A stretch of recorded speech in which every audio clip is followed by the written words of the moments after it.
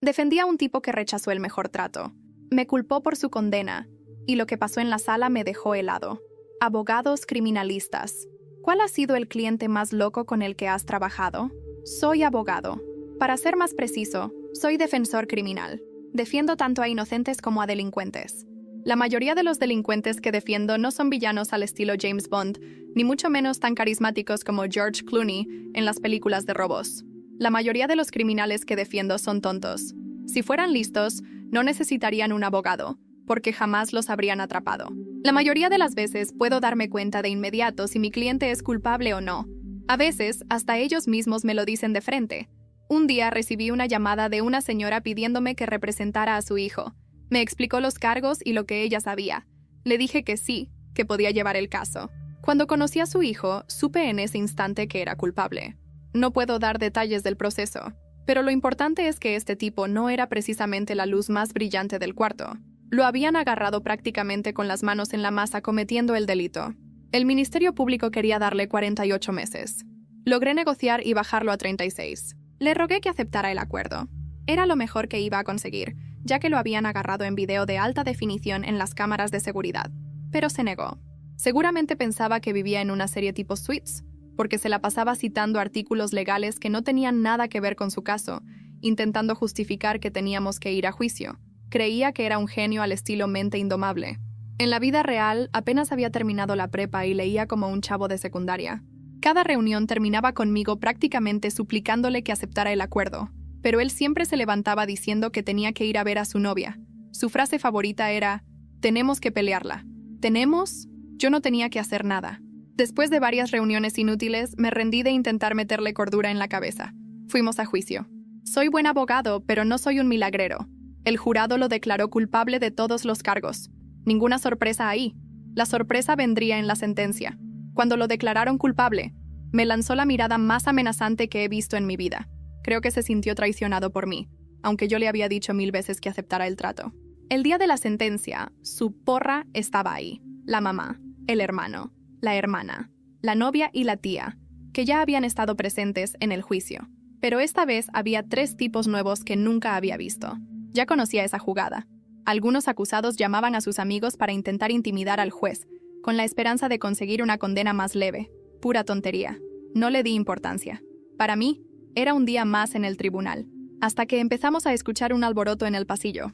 Parecían gritos ahogados. Al principio era algo leve, pero enseguida se volvió tan fuerte que el juez tuvo que detenerse a media frase y pedirle al alguacil que fuera a ver qué pasaba. El alguacil ni siquiera alcanzó a dar un paso. Las puertas de la sala se abrieron de golpe, y entró una mujer que parecía haber despertado de una siesta de 15 años. Las puertas de la sala se abrieron de golpe. Entró una mujer descalza, despeinada, con el rímel corrido y una blusa que parecía sacada de un bote de ropa sucia. Caminó directo hacia el acusado, ignorando por completo al juez, a la fiscal, a mí. Tenía esa mirada ausente, como si hubiera pasado días sin dormir. «¡Tú no fuiste!», gritó señalando con el dedo al muchacho que acababa de ser declarado culpable. «Yo estaba contigo. Esa noche estabas conmigo». El silencio fue absoluto. Nadie se movió. El juez, sorprendido, tardó unos segundos en reaccionar. El alguacil intentó acercarse, pero la mujer retrocedió unos pasos y gritó: «¡Que me escuchen, chingada madre! Van a enterrar a un inocente». El acusado, mi cliente, sonrió. No una sonrisa de alivio ni de victoria. Una sonrisa triste, jodida, como si supiera que ya era demasiado tarde, pero igual agradecía el gesto. Me miró. No dijo nada. Solo asentó con la cabeza, como diciendo, ¿viste? El juez ordenó que sacaran a la mujer inmediatamente. Los gritos continuaron en el pasillo. La familia del acusado estaba en shock. La madre no parpadeaba, la hermana se tapó la boca, y la novia solo bajó la cabeza. Yo me quedé sentado, frío, con la garganta seca. Nunca había visto algo así. Y mira que llevo años viendo locuras en las salas de audiencia. Peleas, desmayos, amenazas, llantos. Pero esto fue distinto. Cuando terminó la audiencia, ni siquiera miré a mi cliente. Salí por la puerta lateral, queriendo evitar a los familiares, a los curiosos, a la prensa.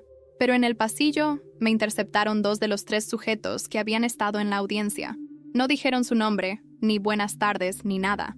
Uno de ellos me entregó un papel arrugado con una dirección en Nezahualcóyotl y un nombre: Sebastián Shi. «Dijiste que no había más que hacer», me dijo el tipo con voz seca. Pero siempre hay más. No pregunté nada. Solo guardé el papel y seguí caminando como si no me importara. Pero por dentro, estaba hecho mierda. Esa noche no dormí. Encendí la laptop y revisé el video de vigilancia otra vez. Ya lo había visto 1000 veces, pero esta vez algo me hizo detenerme. El reflejo en un ventanal, apenas unos segundos antes del robo. Una silueta. Otro sujeto. Más bajo. Con gorra. ¿Cómo chingados no lo noté antes? Me levanté. Abrí el expediente. Busqué la lista de pruebas. Nadie, ni la fiscalía, ni yo, ni el juez, mencionó esa figura. Todos asumimos que era una sombra, un transeúnte, lo que fuera. Pero ahora, esa silueta tenía sentido. El cliente no actuó solo. Y sí, el teléfono vibró. Un mensaje de voz. Era la madre del acusado. Licenciado, ¿puede venir mañana? Tengo que hablar con usted. Es sobre su hermano. ¿Hermano? Mi cliente nunca me dijo que tenía un hermano. Nunca. Y entonces lo entendí. Esa sonrisa en la sala no era por la mujer que gritó su coartada. Era porque, finalmente, alguien lo estaba viendo. Alguien estaba empezando a entender. A la mañana siguiente, fui a ver a la madre. Vivía en un departamento viejo en Iztacalco, con muebles que olían a humedad y una Virgen de Guadalupe con veladoras en el comedor. ¿Tiene café? Pregunté, sin rodeos. Me sirvió uno frío, sin azúcar. ¿Qué me quiere decir? Ella no me miraba a los ojos. Mi hijo, el mayor, el que usted defendió, dijo con voz quebrada. Él no hizo eso solo, pero tampoco fue idea suya. ¿Quién fue entonces? Guardó silencio. Tragó saliva. Y luego dijo, fue Sebastián, el menor, su hermano. Me recargué en la silla.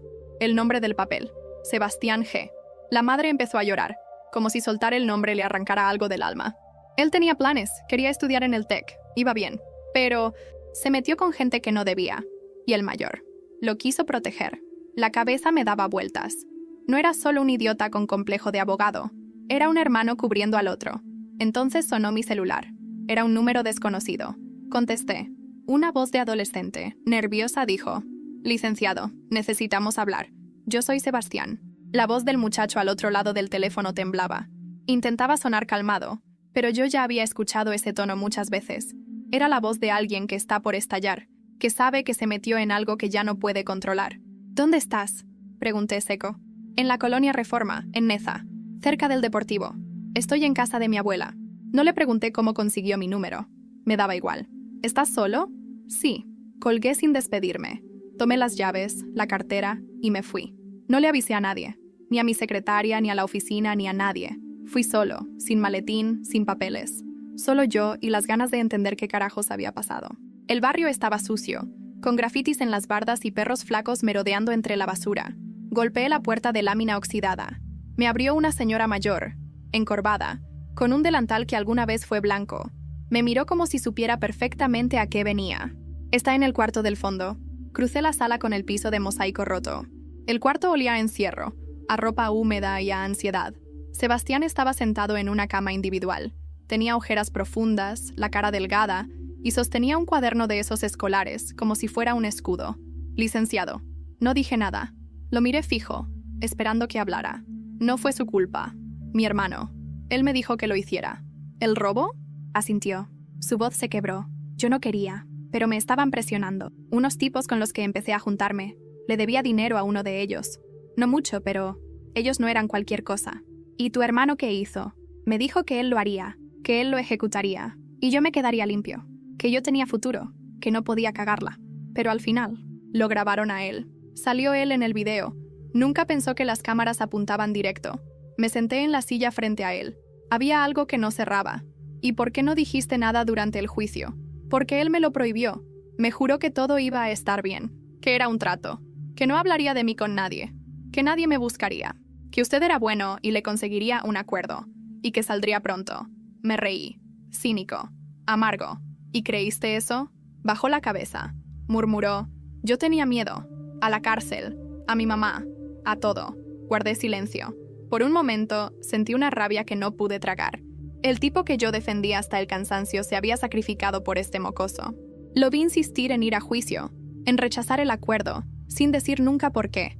Porque si decía algo, destruía al único miembro de su familia con posibilidades reales de salir de ese pinche círculo. Y yo pensé que era un imbécil con aires de grandeza. ¿Sabes lo que hiciste? Le dije finalmente. Sebastián asintió. Entonces tendrás que decírselo a alguien más. A un juez. A la fiscalía. Se puso pálido. No puedo. Si hablo. Me matan. Ya me advirtieron. Los mismos tipos. ¿Los mismos que te prestaron el dinero? Sí. Ellos me dijeron que si abría la boca. No solo me chingaban a mí, iban por mi mamá, por mi abuela, por todos. Me levanté. Ya no tenía caso seguir. Entonces quédate aquí, viendo novelas con tu abuela. Tu hermano va a podrirse 36 años por algo que tú hiciste. Felicidades. Di media vuelta. Cuando iba a salir, Sebastián gritó: «¡Tengo pruebas!». Me detuve. «¿Qué pruebas?». «Un video». Grabé una parte del plan, sin querer. Estaba en el cuarto practicando con mi celular. Se escucha todo. No es muy claro, pero se escucha cuando mi hermano dice que él va a hacer el trabajo por mí. ¿Dónde está ese video? Abrió su cuaderno y sacó una USB. Me la tendió como si fuera un arma cargada. Si me pasa algo, tiene que enseñarlo. Lo tomé. Lo metí en el bolsillo sin mirarlo. ¿Y tú qué vas a hacer? Voy a entregarme. Pero no hoy. No así. Necesito hablar con alguien más antes. ¿Con quién? Con ella. ¿Quién? La novia de mi hermano. Me miró a los ojos. Ella también sabía. Esa noche, cuando puse el video en mi computadora, escuché la voz de ambos. La conversación era cruda, sin rodeos. No eran criminales hablando. Eran hermanos. Uno quebrado, el otro con miedo. Y ahí, en medio de todo, una voz femenina decía algo. Muy claro. Si tú haces esto por él, yo te voy a esperar todo el tiempo que haga falta. Cerré la laptop. Me pasé las manos por la cara. Yo había cometido un error. Y alguien más estaba mintiendo. No dormí. Otra vez. Vi ese maldito video más de 20 veces durante la madrugada. Cada palabra, cada tono, cada silencio. No solo por lo que se decía, sino por lo que no se decía. Esos espacios donde uno puede intuir las cosas que se callan por lealtad, por miedo o por amor malentendido. La voz de la novia del acusado me taladraba la cabeza. Yo te voy a esperar todo el tiempo que haga falta. Decía eso justo después de que el hermano aceptara cargar con el crimen. Pero el tono era el de alguien que no estaba improvisando. No fue sorpresa, no fue súplica, no fue dolor, fue certeza. Y la certeza no nace de la compasión, nace del acuerdo. Al día siguiente fui a buscarla. Mariela, ese era su nombre. 22 años, estudiante de psicología en la UNAM. La había visto varias veces durante el juicio, siempre sentada detrás del acusado, a veces tomando notas, a veces secando lágrimas, otras veces con la mirada fija en mí como si quisiera leer mi mente. Nunca me habló, nunca preguntó nada. Se limitaba a estar ahí. Y yo, estúpido, asumí que era solo una chica dolida. La contacté por medio de la madre. Le dije que necesitaba hablar con ella. Le dije que no era opcional. Nos vimos en una cafetería en la colonia Roma. Llegó puntual. Jeans, suéter gris, mochila. Se sentó frente a mí con un vaso de café frío que no tocó. ¿Sabe por qué la cité? Le pregunté, directo. Supongo que por Sebastián. Levanté una ceja. No por sorpresa, sino porque me estaba facilitando las cosas. ¿Sabías lo que iban a hacer? Pausa. No. Lo dijo rápido. Demasiado rápido. Saqué mi celular. Reproduje el fragmento del video. No todo. Solo su parte. Solo esa frase. Ella no se inmutó. Ni un parpadeo. Solo bajó la vista. Eso no prueba nada. Dijo. Prueba que sabías. Y que callaste. Y que ayudaste a cubrir a alguien. Eso, por sí solo, es encubrimiento. Y si resulta que hubo premeditación. No hubo premeditación. Levantó la voz, por primera vez. La gente en la cafetería nos miró. Bajó el tono de inmediato. Fue desesperación. Eso fue todo. Yo solo traté de que Sebastián no arruinara su vida. ¿Y qué hay de la vida de tu novio? Guardó silencio. Él lo eligió. Nadie se lo pidió. Nadie lo obligó. Me reí. Claro, lo hizo por su cuenta. Solo porque sí. Porque le pareció buena idea arruinarse la vida. Ella tragó saliva. Sus manos temblaban ligeramente. Yo lo amaba, dijo de repente. Pero también amaba a Sebastián. Crecí con ellos. Los tres juntos desde la secundaria. No entiendes lo que es ver cómo alguien se hunde sabiendo que puedes salvarlo. ¿Y ahora qué? Le pregunté. ¿Vas a seguir callando? Mariela se quedó pensativa. Luego dijo algo que me dejó frío. Él me pidió que me quedara cerca de Sebastián, por si algo pasaba. Me dijo, cuídalo por mí, así que eso hago. ¿Y si Sebastián no se entrega? Lo hará. ¿Y si no? Entonces me miró con una frialdad que no había visto en todo el juicio. Entonces lo haré yo. Cuando salí de la cafetería, la cabeza me daba vueltas. Ya no sabía si estaba frente a una víctima o una pieza clave en toda la farsa. Pero algo era claro. No iba a seguir siendo pasivo en esto. Fui directo a la fiscalía. Pedí hablar con la fiscal del caso. Le dije que necesitaba revisar el expediente, aportar nueva evidencia. Sabía que no era fácil reabrir un caso ya sentenciado, pero también sabía que un video como el que tenía podía cambiarlo todo. Ella me escuchó en silencio. Vio el video. Tomó notas. No dijo mucho. Solo me pidió que regresara al día siguiente con una copia formalizada y que estuviera listo para rendir declaración. Me fui de ahí sintiendo que por fin algo se estaba moviendo. Pero no me duró mucho. A las 6 de la tarde recibí una llamada de un número desconocido. Contesté sin pensar. ¿Licenciado? Era Sebastián. Su voz temblaba. ¿Qué pasa? No puedo regresar a casa. Me están siguiendo. Estoy escondido en un Oxxo en Chimalhuacán. Hay un coche afuera desde hace rato. No se van. ¿Quiénes? No sé. No los conozco. Pero están armados. Y ahí lo dijo. Creo que alguien quiere silenciarme. Tomé el auto sin pensar. Ni siquiera llevé la cartera. Solo mi celular y las llaves. Conducía como si estuviera escapando de algo, no yendo hacia ello. Chimalhuacán no me quedaba cerca, y el tráfico a esa hora era una mierda. Pero cada minuto que pasaba era una posibilidad más de que Sebastián hiciera una estupidez, o de que le hicieran una. Lo llamé 5 veces en el camino. No contestó ni una. La 6ª vez entró el buzón. Chingada madre. Pasé 2 semáforos en rojo. Toqué el claxon como si eso abriera camino. No pensaba, no respiraba. Lo único que tenía en la cabeza era esa frase. Creo que alguien quiere silenciarme. Cuando llegué al Oxxo, lo reconocí por la descripción que me dio. Frente a una tienda de pintura vieja, al lado de una llantera.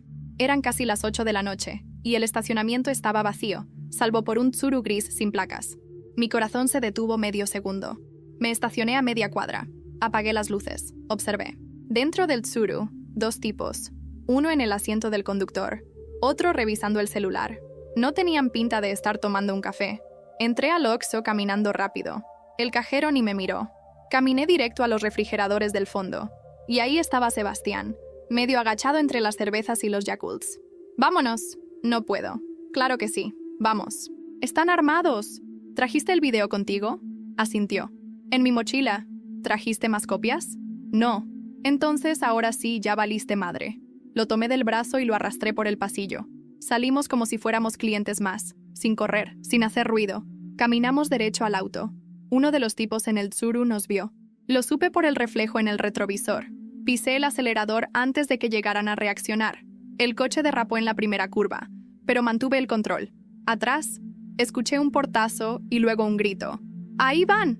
La persecución duró 5 cuadras. Al final, giré en una calle cerrada y apagué el motor.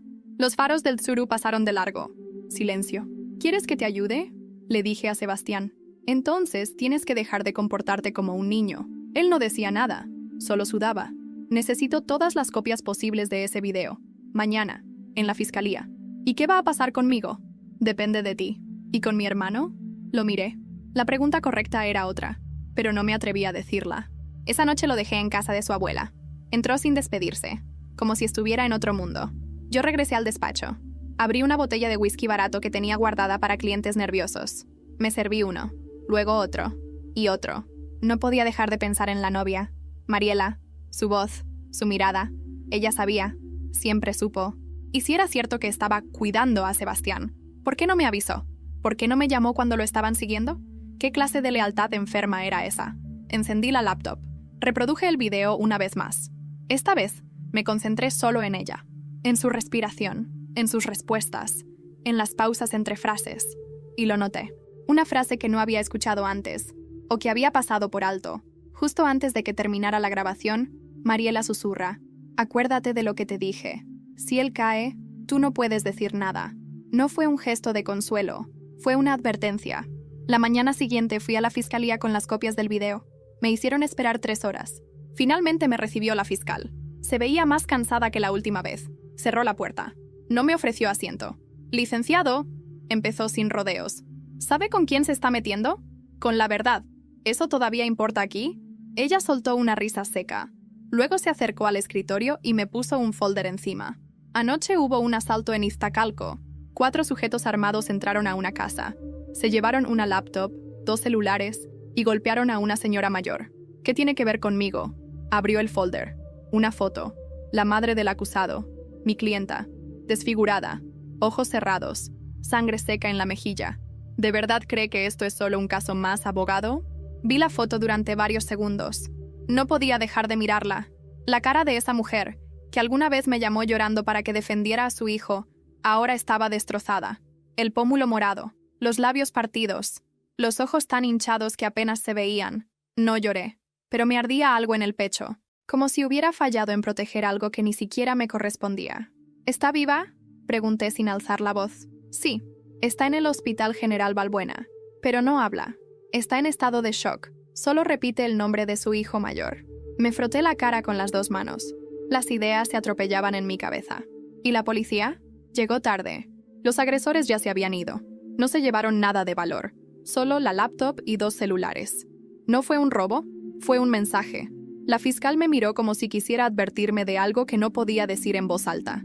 Este caso está escalando más de lo que me gustaría, licenciado. Ya no es solo una disputa entre hermanos. Aquí hay gente detrás que no quiere que se hable más del tema. Y usted está muy expuesto. No puedo parar. Ella suspiró. Eso ya lo sé. Salí de la fiscalía con el estómago revuelto. Sentí, por primera vez en muchos años, que no controlaba nada. Ni el caso, ni las emociones, ni los movimientos de mis clientes. Todo estaba fuera de balance. Me subí al coche. Antes de encenderlo, marqué el número de Sebastián. Sonó 3 veces. Contestó. ¿Viste a mi mamá? Está viva. Silencio. ¿Dónde estás? No puedo decirte. Me estoy moviendo cada hora. Pero estoy bien. Escúchame. Esto ya no se trata de ti, ni de tu hermano. Se trata de toda tu familia. Y si no hablas pronto, alguien más va a pagar por lo que tú no estás enfrentando. Sebastián respiró hondo. Luego dijo algo que me heló la sangre. Ellos ya saben que el video existe. Lo quieren. A toda costa. ¿Cómo se enteraron? No lo sé. Pero creo que Mariela les dijo. Cerré los ojos. ¿Estás seguro? Ella me presionó para que no te diera la USB. Me dijo que mejor la guardara, que no confiara en ti, que podías usarlo en nuestra contra. ¿Dónde está ahora? No lo sé. No contesta. Colgué. Ya no necesitaba más pruebas. Fui directo a buscarla. No a su casa. Sabía que no iba a estar, sino al único lugar donde alguien como ella seguiría yendo en medio del caos. La universidad. Me planté frente a la Facultad de Psicología de la UNAM como un loco. Esperé 1 hora, luego otra. Finalmente, la vi salir. Llevaba el cabello recogido, una mochila pequeña, y hablaba por teléfono. La seguí hasta que se metió en un parque cercano. Me acerqué sin avisar. Ella dio un brinco cuando me vio. ¿Qué chingados hiciste? ¿De qué hablas?, preguntó fingiendo sorpresa. ¿Tuviste contacto con alguien? Le dijiste que Sebastián tenía un video. ¿Me equivoco? Su cara cambió, de nerviosa a fría, como si estuviera lista para esa confrontación. No fue así. Solo le mencioné a un amigo que él había guardado algo. No dije qué. ¿Y ese amigo tiene cara de sicario? No digas mamadas.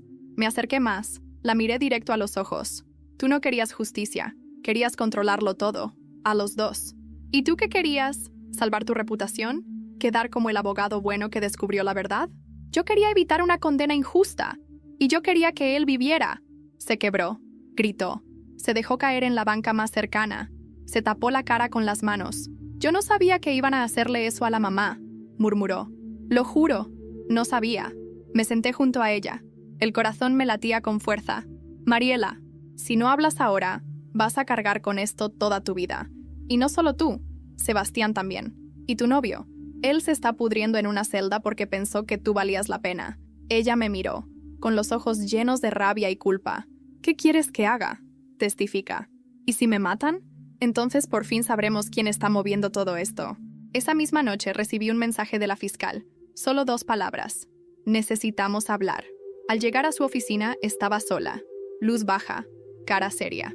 ¿Qué pasó? Me ofreció un sobre manila. Lo abrí. Dentro había copias de informes policiales, fotos y una lista de llamadas interceptadas. Todas apuntaban a un nombre que no conocía. ¿Quién es? La fiscal se cruzó de brazos. Un empresario de Iztapalapa, dueño de una cadena de locales de apuestas. Está vinculado con lavado de dinero. Y, según las llamadas, fue quien prestó el dinero a Sebastián. Y ahora, quiere que todo esto desaparezca. ¿Y por qué? Porque en ese video hay una voz más. Una que no habías notado. Tragué saliva. ¿Quién? Un hombre que coordina, que da las órdenes. Su voz coincide con una investigación que llevamos desde hace meses. Este caso no solo es un error judicial, licenciado. Es una puerta a algo más grande. ¿Y qué hacemos? Usted va a seguir defendiendo a su cliente. ¿Y ustedes? Vamos a usar ese video como carnada. Nunca pensé que un archivo de 3 minutos grabado desde un celular barato pudiera tener tanto peso, pero ahí estaba, convertido en el detonante de una operación de inteligencia, de un intento desesperado por equilibrar justicia y supervivencia. La fiscal me lo explicó como si yo fuera parte del equipo. Yo, el abogado que al principio solo quería evitar que un cliente necio pasara más años de los necesarios tras las rejas. El plan es simple, me dijo, mientras me mostraba la pizarra con líneas, fotos y notas escritas con marcador rojo. Filtramos la existencia del video, dejamos que llegue a los oídos correctos, y cuando intenten recuperarlo, los atrapamos. Y si no caen, entonces sabremos quiénes se mueven detrás. Pero alguien va a salir a la superficie. ¿Y mi cliente? Por ahora sigue condenado. Pero si todo esto resulta como esperamos, puede que las cosas cambien. Me crucé de brazos. No estaba cómodo. Nunca he sido parte de juegos de cazadores y presas. Mi trabajo siempre ha sido lidiar con humanos, no con estructuras criminales disfrazadas de empresarios. ¿Qué papel tengo yo en todo esto? La fiscal sonrió. El de siempre. El abogado. Nadie sospecha de quien ya parece haber perdido. Esa misma tarde, me reuní con Sebastián en una casa segura que la fiscalía le proporcionó. Estaba nervioso. Sudaba como si estuviera en un sauna. ¿Ya vieron todo el video? Más de una vez. Pero hay una parte en la que mencionan un nombre, un apodo. Necesitamos que lo reconozcas. Le di audífonos. Puse el fragmento. Al llegar al segundo 42, su rostro cambió. Ese es el Güero. Así le decían. No sé su nombre real, pero era quien llevaba el dinero, quien daba las órdenes. ¿Lo conocías? Lo vi 2 veces. En la casa de apuestas de Iztapalapa. Una vez me citó para hablar de la deuda, otra para hacerme una oferta. ¿Qué tipo de oferta? O pagaba, o trabajaba para ellos. Robar, transportar cosas. Nada de drogas, según ellos. Pero sabía que todo eso iba para otro lado. Respiré hondo. No podía dejar de pensar en la cara de su madre, destrozada, en el silencio de su hermano, en las decisiones estúpidas que terminan costando demasiado caro. ¿Y por qué tu hermano aceptó cubrirte? Porque dijo que yo era lo único bueno que quedaba en la familia. Esa frase se quedó flotando en el aire. Esa noche, la fiscalía filtró el rumor. Que existía un video, que podía exonerar al condenado, y que estaba en manos de su abogado. O sea, yo. No tardaron ni 24 horas. Al día siguiente, cuando salí de una audiencia menor en el reclusorio Oriente, me esperaba un hombre con traje gris y lentes oscuros. Licenciado, ¿podemos hablar? Tenía acento del norte. Sonrisa falsa. ¿Quién es usted? Digamos que alguien interesado en que las cosas no se salgan de control. Entonces, hable claro. Ese video, el que usted tiene, hay gente que preferiría que no existiera y que estaría dispuesta a compensarlo generosamente por su desaparición. ¿Me está sobornando? Le estoy ofreciendo tranquilidad. Lo miré. Largo. ¿Y si digo que no? Entonces usted deja de tener esa tranquilidad. Usted decide. Se fue sin esperar respuesta. Esa noche no fui a casa. Dormí en el despacho, con una pistola prestada en el cajón. No soy un tipo violento, ni valiente. Pero después de años viendo a mis clientes desmoronarse, aprendí que el miedo no se vence huyendo. Se vence sabiendo por qué estás en esto. Al día siguiente, fui al penal. Pedí ver a mi cliente. Cuando me senté frente a él, me miró con esos mismos ojos de siempre, fríos, densos, con una tristeza que ya no se sacude. ¿Cómo está mi mamá? ¡Viva! Pero no gracias a ti. Sebastián, escondido, asintió. Luego me dijo algo que me dejó mudo. ¿Sabe por qué acepté el trato, licenciado? ¿Por qué fui al juicio sin pelear? Porque eras un idiota, pensé. No, porque ellos me amenazaron. Si no me entregaba, mataban a mi hermano y a Mariela. Me quedé helado. ¿Quiénes? Los mismos que ahora lo están buscando a usted. ¿Y por qué no me lo dijiste? Porque no quería que se metiera usted también. Pero ya es tarde, ¿no? Al salir del penal, el mismo coche gris me seguía. Me detuve en seco. Bajé. Me acerqué a ellos. ¿Quieren el video? ¡Vengan por él!, grité. No respondieron. No. Solo arrancaron y se perdieron en el tráfico. Esa noche, Mariela me llamó. Necesito verte. Hay algo que no te dije. ¿Qué cosa? Yo conocía a El Güero. ¿Qué? Más de lo que quieres imaginar. ¿Dónde estás? En casa de una amiga. En Iztapalapa. No te muevas. Ya no importa. Van a venir por mí. Pero antes de eso, quiero confesarte todo. La llamada se cortó. Intenté marcar. Nada. Volví a llamar. Teléfono apagado. El teléfono apagado. El silencio después de esas palabras. Ese tipo de silencio que no es vacío, sino premonición. El corazón me latía como tambor militar. No por Mariela. No era amor, ni siquiera empatía. Era otra cosa, algo más oscuro. Era la conciencia de que me había metido en algo que ya no controlaba. Y aún así fui. Iztapalapa de noche es otro país. En algunas calles no hay ley. Ni patrullas, ni faros, ni gente. Solo oscuridad. La dirección que Mariela me mandó era de una vecindad vieja, de esas que tienen 4 pisos y un patio central que huele a humedad, orina y grasa quemada. Cuando llegué, la puerta principal estaba entreabierta. Entré. Silencio. No había nadie en el primer piso. Subí. Segundo. Tercero. En el cuarto, una puerta de madera rajada estaba abierta de par en par. Entré sin anunciarme. El lugar estaba en completo desorden, como si alguien hubiera salido huyendo o, peor. ¿Mariela? Nadie respondió. Avancé con cuidado. El piso crujía. Había fotos rotas en el suelo, papeles tirados, libros, un celular partido por la mitad. Y ahí, sobre la cama, un cuaderno abierto, lleno de letras pequeñas, desordenadas, como si alguien lo hubiera escrito con prisa. No había nombres, pero sí fechas, detalles, descripciones y un dibujo, 3 círculos conectados entre sí, con las letras EG escritas en el centro. El cuaderno era de Mariela. Entonces sonó un ruido seco detrás de mí. Me giré de golpe. Un hombre estaba en la puerta. Alto, cara pálida, pistola en mano. No te muevas, abogado. ¿Quién eres? El que viene a corregir un error. ¿Dónde está ella? Ya no es tu problema. Apuntó directo a mi pecho. Levanté las manos, despacio. El video ya no está conmigo. Está en manos de la fiscalía. Lo sabemos. Entonces ya no soy útil. ¿Para qué matarme? ¿Por qué abriste la boca? ¿Y qué quieren ahora? Silencio. ¿Matándome? Hay silencios que solo la muerte garantiza. No sé si fue instinto, suerte o el coraje que me venía acumulando desde hacía días, pero reaccioné. Pateé la silla más cercana. Él se tambaleó. Salí corriendo por el pasillo. Escuché 2 disparos. Las balas pegaron en la pared. Corrí por las escaleras como un condenado.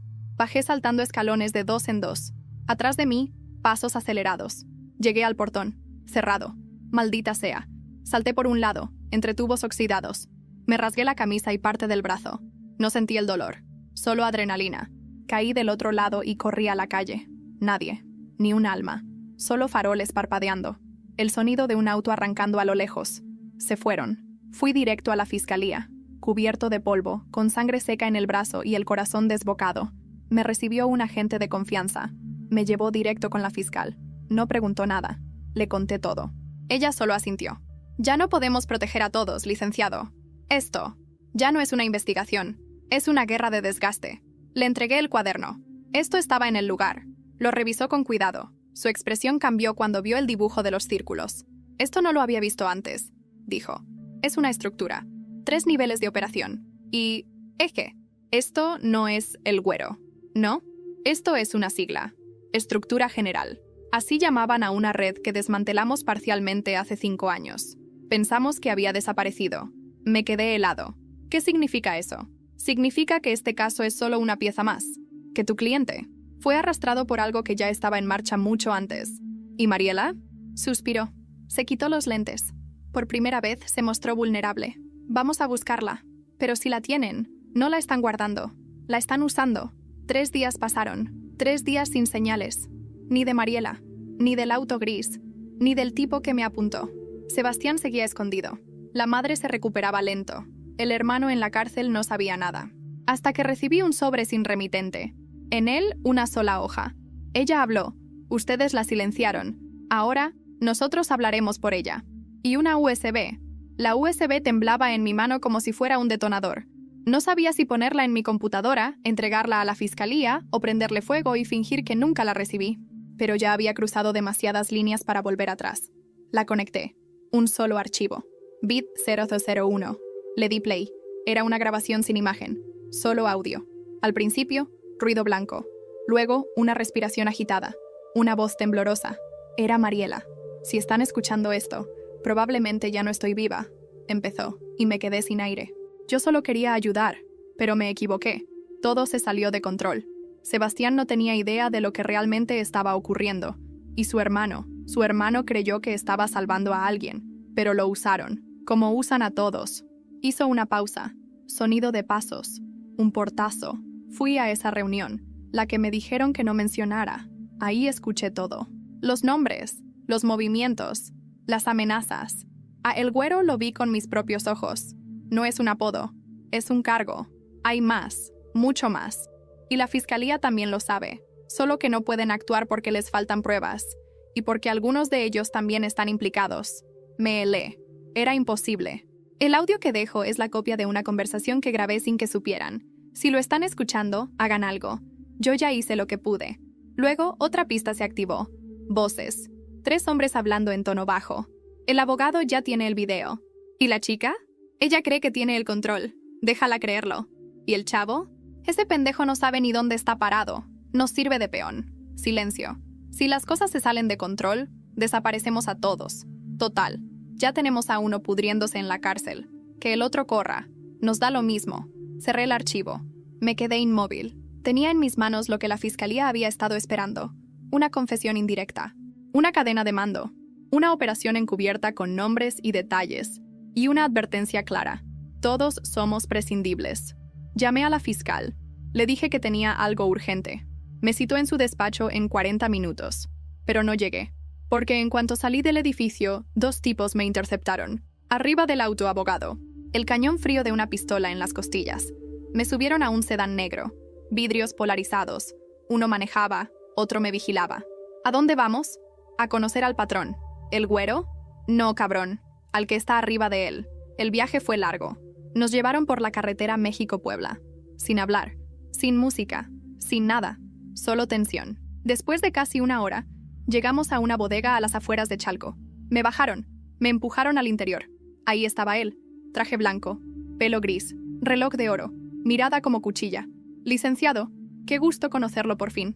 No puedo decir lo mismo. Sonrió. Se sentó. Yo me quedé de pie. ¿Sabe qué me gusta de usted? Que no tiene cara de héroe. Eso lo hace peligroso, porque los héroes mueren rápido. Los cínicos, como usted, sobreviven. ¿Qué quiere? ¿Que me dé el video? No lo tengo. Miente. No. Lo tiene la fiscalía. Es tarde. El hombre me observó. Luego se levantó. Caminó hasta mí. Me rodeó. Despacio. Como quien mide a una bestia antes de matarla. ¿Sabe qué pasa con los justicieros? Que se quedan solos. Todos los traicionan. Hasta los que quieren proteger.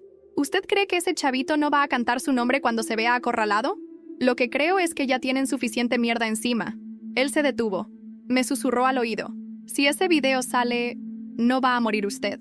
Ni el niño. Ni la novia que ya está muerta. Va a morir alguien más. Alguien que todavía respira por su culpa. Se giró. Chasqueó los dedos. Trajeron una foto. Era la madre del acusado. Intubada. Sola. Está en una cama de hospital. Indefensa. Un desliz. Y puff. Nadie la vuelve a ver. Me soltaron 2 horas después. No me pegaron. No me gritaron. Fue peor. Me hicieron saber que todo lo que amarré con fuerza estaba a punto de desmoronarse. Llegué al despacho con las manos heladas. Y ahí, en el buzón de entrada, otro sobre. Adentro, una nota escrita a mano. Si ella habló, él también hablará. Pero esta vez, frente a todos. Y un pendrive nuevo. La mañana siguiente no tenía olor a café ni a rutina. Olía a pólvora emocional. A esa mezcla de ansiedad y urgencia que se siente antes de un tiroteo, aunque no haya balas de por medio. Encendí la laptop y conecté el pendrive. No tenía etiquetas ni archivos ocultos, solo una carpeta. Confesión. Sebastián G. El video se grabó en vertical. Sebastián aparece frente a una pared blanca con ojeras profundas, una camiseta sucia y los ojos llorosos. No sé si esto va a servir de algo. Tal vez llegue tarde. Tal vez ya nadie me escuche. Pero tengo que decirlo. Tengo que contarlo todo. Como fue. Tragué saliva. Me senté. Cerré la puerta. Yo le debía dinero a un tipo de Iztapalapa. Por idiota. Por jugar a que era chingón. Aposté lo que no tenía. Perdí. Me ofrecieron arreglarlo trabajando para ellos. Lo típico. Al principio favores pequeños. Luego, algo más grande. Hace una pausa. Se pasa las manos por la cara. El plan era simple. Entrar a robar un local con cámaras ciegas, con horario pactado. Solo que el horario cambió a último minuto y no me avisaron. Yo iba en camino. Y mi hermano, que ya sabía todo, me dijo, yo lo hago, que él se encargaba, que no me preocupara. Cierra los ojos. Y lo hizo. Entró. Lo grabaron. Lo atraparon. Y nunca dijo que lo hizo por mí. El video continúa. Mariela, ella sabía. Fue ella quien me convenció de grabar las pláticas, por seguridad. Me ayudó a esconderme cuando todo se complicó. Me protegió, pero también me manipuló. Le tiemblan los labios. Ella fue a una reunión. Grabó cosas. Me dijo que teníamos que guardar silencio, que si hablábamos nos mataban a todos. Y yo la creí. Mira fijo a la cámara. Pero ya no me queda nadie que proteger. Solo mi hermano, el que se pudre en una celda por un crimen que no cometió. El que aguantó todo esto por mi culpa. Respira hondo. Este video va a todos los medios, si algo me pasa. Al Ministerio Público, a la prensa, a todos. No voy a callar más. Finaliza. Corte a negro. Revisé los metadatos. Grabado hace 12 horas. Programado para enviarse automáticamente. Tenía una lista de destinatarios, configurada con software que probablemente Mariela le instaló antes de desaparecer. Entonces entendí. Mariela había dejado todo listo. Por si lo mataban, por si lo secuestraban, por si todo salía mal. Y había salido mal. Fui directo a la fiscalía. Entré sin pedir turno. Me abrieron paso como si ya esperaran mi llegada. La fiscal me miró con ojos agotados. ¿Lo traes? Sí. Le pasé el pendrive. Lo puso en su equipo. Vimos el video juntos. No dijo una palabra durante los 7 minutos. Cuando terminó, se quitó los lentes. Respiró hondo. Vamos a necesitar protección para Sebastián y para su madre. Ya está arreglado, desde el ataque. ¿Y tú? Yo me las arreglo. Ella me miró, seria. No estás entendiendo, licenciado. Esto ya no es una audiencia. Es una ejecución pública. Si esto sale como creo que va a salir, mañana en la mañana, todo México va a saber lo que pasó. Esa noche, Sebastián fue escoltado a un lugar seguro. La fiscalía presentó una petición formal para la revisión del caso. Se reabrió el expediente. Yo preparé una declaración jurada. Firmé cada hoja como si firmara una sentencia. No dormí, no comí, solo esperé. A las 7:03 a.m. explotó la bomba. El video fue publicado en 4 medios nacionales. La noticia llegó a redes sociales en minutos. Sebastián se volvió trending topic. Las palabras falsa condena y red criminal llenaban los titulares. La presión sobre la fiscalía se volvió insoportable. Se ordenó revisar las sentencias del caso. El juez original fue apartado. A las 10:12 a.m., el reclusorio recibió la orden de suspender el cumplimiento de condena. Y a las 14:45, mi cliente, el hermano mayor, fue retirado de su celda para una nueva audiencia de revisión extraordinaria. Yo estuve ahí, lo vi salir. Tenía la misma cara, la misma expresión, pero algo había cambiado. Por primera vez, su mirada no era de resignación, era de esperanza. Me senté junto a él. ¿Lo sabías? No. ¿Te duele? Sí. Guardamos silencio. Entonces dijo, gracias. Lo miré. No me lo digas a mí. Díselo a ella. Mariela, asentí. Ella fue la que prendió la mecha. Tú solo seguiste la luz. La audiencia no duró más de 30 minutos. El juez ordenó la suspensión de la sentencia y la reapertura formal del proceso. Mi cliente no fue absuelto aún, pero ya no era un convicto. Era un hombre con derecho a defenderse. Esta vez, con la verdad de su lado. Al salir, el mundo era otro. Reporteros, cámaras, gritos, pancartas. Sebastián fue sacado bajo custodia, pero con la cabeza en alto. Yo, en cambio, caminé solo entre la multitud. Y ahí, al otro lado de la calle, lo vi. Uno de los tipos del coche gris. Me observaba desde lejos.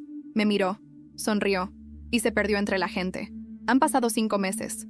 No es mucho tiempo, pero en la vida de alguien que ha estado al borde del abismo, es una eternidad. A veces me pregunto cómo llegué aquí. Todo empezó con una llamada de una señora preocupada por su hijo. Un caso más. Otro cliente necio.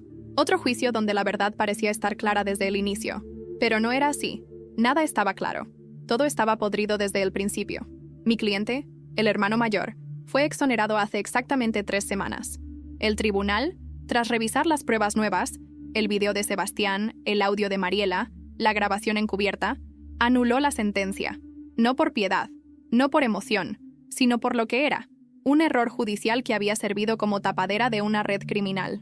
Él salió caminando, con la misma expresión que tenía cuando entró, como si la prisión no lo hubiera destruido, pero tampoco perdonado. Lo vi unos días después, en mi despacho. ¿Y ahora qué?, le pregunté. Ahora empiezo otra condena, la de la calle. ¿Te arrepientes? No. Si pudiera volver atrás, lo haría igual. ¿Por él? Por todos. Y se fue. No ha vuelto a llamarme. No espero que lo haga. Sebastián, el hermano menor, entró a un programa de testigos protegidos. Cambió de nombre, de ciudad, de vida. La fiscalía acordó inmunidad condicionada por colaboración plena y continua. Está estudiando psicología, como Mariela. Me escribió un correo hace unos días. Decía, gracias por no rendirse conmigo. aunque lo merecía. Todavía tengo pesadillas, pero ya no corro en ellas. Camino, paso a paso. No le respondí. No supe qué decirle, pero lo leí más de una vez. Mariela nunca apareció, ni viva ni muerta. La fiscalía cerró la investigación oficialmente por falta de pruebas concluyentes. Pero todos sabemos qué pasó. Ella fue la grieta en la pared, la que se dio cuenta de todo antes que nadie, la que quiso proteger, controlar y al final pagar el precio más alto. Yo creo que está muerta, no por cobardía, sino porque en algún momento supo que su verdad iba a costarle la vida. Y aún así, habló. La madre se recuperó lentamente. Vive con una tía en Toluca. No ha vuelto a la Ciudad de México. Ya no quiere saber de juicios, ni abogados, ni justicia. Solo quiere dormir en paz. ¿Y quién puede culparla? Fui a verla una vez. Nos sentamos en su patio. Bebimos café con pan. No hablamos del caso. No hacía falta. Al final me dijo, «Usted lo salvó». Yo negué con la cabeza. Él se salvó solo. Yo solo estaba cerca cuando decidió dejar de callar. La fiscal, por su parte, fue trasladada. Subieron su rango. Ahora dirige una unidad especializada en delitos de cuello blanco. No hemos vuelto a hablar, pero me llegó su mensaje por un colega. A veces se necesita un abogado con agallas más que con experiencia. Gracias por no huir, y eso me bastó. ¿Y yo? Sigo trabajando, no en grandes despachos, no en casos millonarios. Sigo defendiendo lo que queda de la dignidad en gente rota. A veces gano, a veces pierdo, pero ya no me burlo de los que rechazan acuerdos. Ya no asumo que son idiotas. Ahora siempre pregunto, ¿a quién estás protegiendo? Porque aprendí que todos callan por alguien. Siempre. Hoy, 5 meses después, recibí una carta, sin remitente, en papel reciclado, escrita a mano. Solo decía, gracias por haber peleado, aunque no fuera tu guerra. Y al final, una firma. M. No sé si era ella. No sé si alguien más la escribió. No sé si fue real, pero me hizo sonreír. Porque aunque no gané todos los juicios, esta vez, peleé la guerra correcta. Y eso, para mí, fue suficiente.